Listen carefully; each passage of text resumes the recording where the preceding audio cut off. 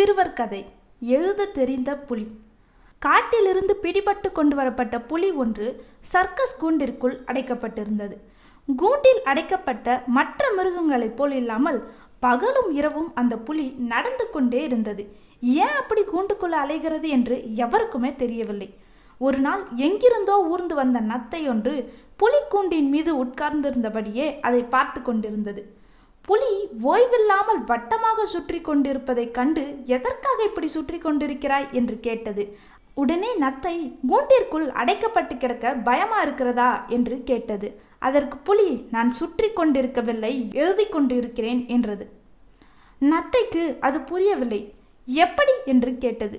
கூண்டிற்குள் அடைப்பட்ட பிறகு வாழ்க்கையில் எதுவும் மிச்சம் இருப்பதில்லை, பூஜ்யமாகி விடுகிறோம். இப்போ நான் மாட்டிக்கொண்டிருக்கிறேன், அதனால் என் வாழ்க்கை வெறும் பூஜ்யம். அதை நான் மறந்துவிடாமல் இருக்கவே சுற்றி சுற்றி நடந்து கொண்டிருக்கிறேன். எனது நடை பூஜ்யத்தை எழுதுவதுதான். இப்படி நினைவு கொள்ளாவிட்டால் இந்த கூண்டு பழகி போகும். அவர்கள் போடும் உணவு பழகி போகும்.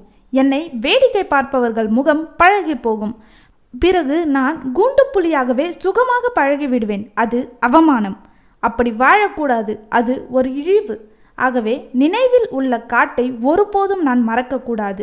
இப்போது முடக்கப்பட்டு நான் அடையாளமற்று போயிருக்கிறேன் என்ற உண்மை மனதில் இருந்து கொண்டே இருந்தால் மட்டுமே விடுதலையை பற்றி நினைவு வளர்ந்து கொண்டே இருக்கும்.